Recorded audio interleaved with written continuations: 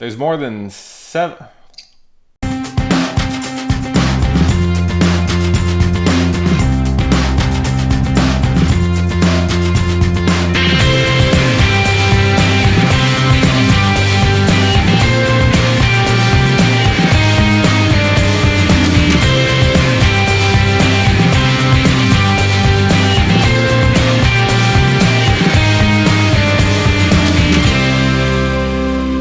Welcome back to Rewind with bschwitty, because in bird culture this is considered a dick move.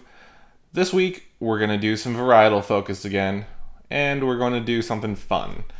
Yeah, people don't like Merlot. I am not drinking any fucking Merlot! Okay, relax, Miles. Whatever. You know what's fun and hot and trendy right now? Malbec. So, Malbec, most people think comes from Argentina, specifically the Mendoza region. Get Mendoza.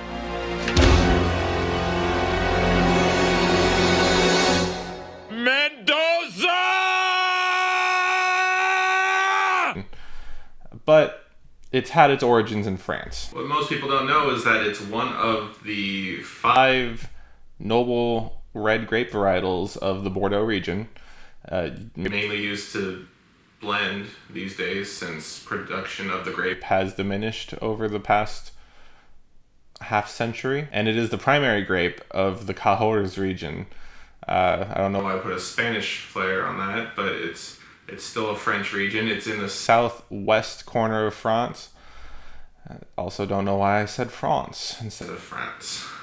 But it was given new life when it was planted in Argentina and became its fastest growing varietal down there. There's more than 76,500 acres of Malbec planted in Argentina alone. There's over 101,000 acres of Malbec planted worldwide. Argentina produces about 75% of that. Malbec shares many similarities to Merlot. In fact, Malbec and Merlot share a fruitful aroma and a full body, much like most of the Bordeaux varietals. It has surprising grip and a velvety texture, and in warmer regions, the fruit really shines. Ooh. Now this is a Norton Reserva Malbec, 2014. I got it for a decent price point.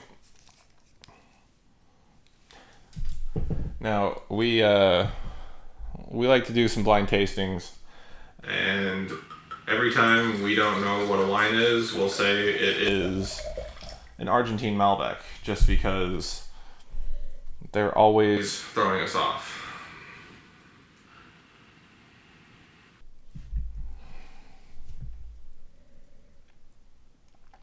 So this, wow, it's beautiful. You can kind of note that there is a deep purple color to it, and that I've seen in a lot of Malbec over the years. It's quite beautiful.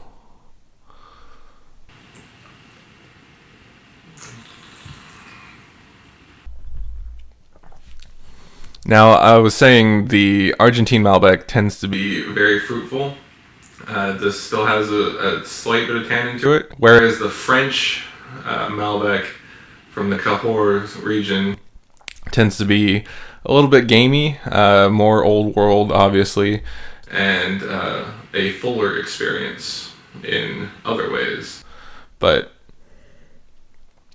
kind of lacking in the fruit because it doesn't reach that peak ripe maturity that it does in Mendoza. Mendoooozzzaaaaa! Cooler climates will result in red plum and black cherry flavors on the wine. Warmer climates will include sugar plum, blueberries, and more black fruits.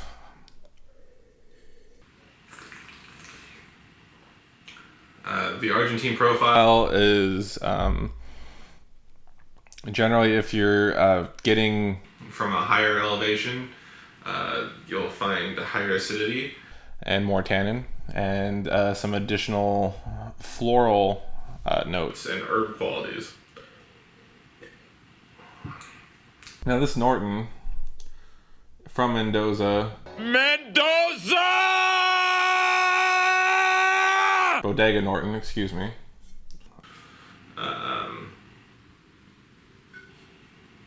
I honestly don't know. Let's see. So, Bodega Norton was founded in 1895 at the Mendoza River Valley. The estate winery is located at the foothills of the Andes, at altitudes ranging between 850 to 1100 meters above sea level. Reserva is made from carefully selected grapes from the vineyards, more than 30 years old, and the wine is aged 12 months in French oak barrels, and then additionally in bottles before release. So this is one of the higher elevations that you can get Malbec from in Argentina. At least that's where the winery is. I don't know about the vineyards. But it does have a decent acidity to it, and definitely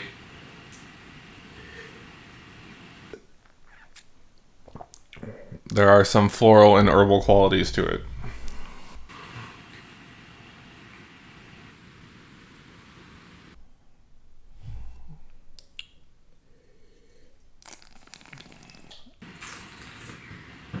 Wow.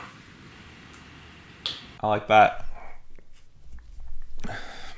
So, pairing Malbec. What do you have Malbec with? Just like the other Bordeaux varietals, you're going to want something bigger, gamier, fuller. You want big slabs of beef, thick stews, and gamey meats.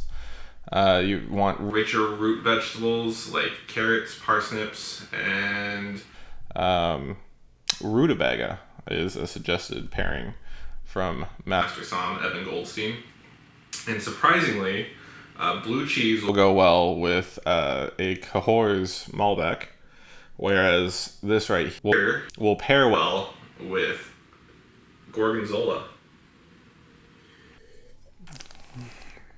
And I actually can see that.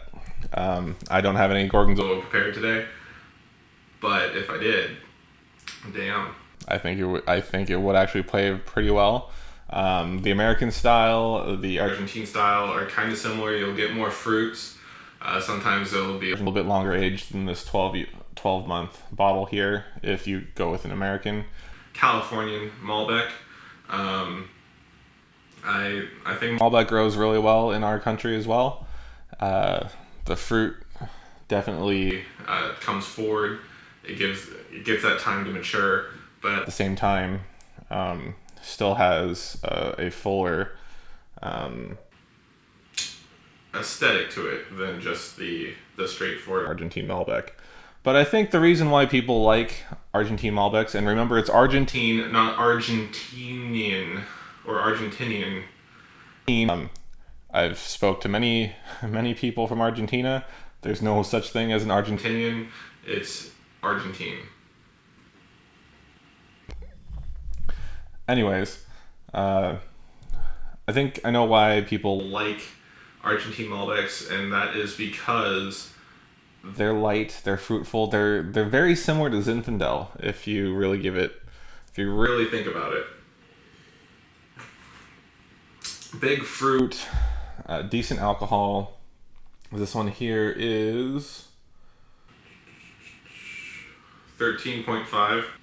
It's very crushable. It's the go-to red wine that still has a fuller complexity, a fuller body than, say, just a random table red.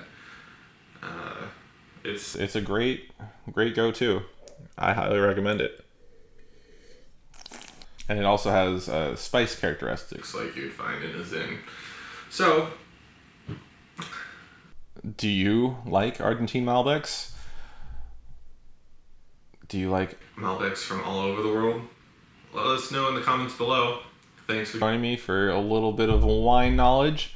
Hopefully you've learned something today. If you have, let me know. Is there a specific varietal you want to know more about? I'm just kind of throwing a dart at a poster, quite literally, to kind of figure out what we're doing for the varietal focus and the wine focus. So if there's something that you'd really like to know about, let me know and I will get to it. Well, that's it for me here at Rewine. I hope you have a good rest of the week. Rick and Morty is coming at the end of the weekend. So hopefully if everything pans out the way I'm hoping it does, Wednesday we'll have a little fun for Wind Down Wednesday, and then Friday we'll start a 2-part episode of playing a board game with some wine industry friends. So that should be fun. Stick around. Let us know what you like. Please share, comment, and subscribe. If that button's red, you haven't done your job. Thank you for joining me. I'll catch you next time.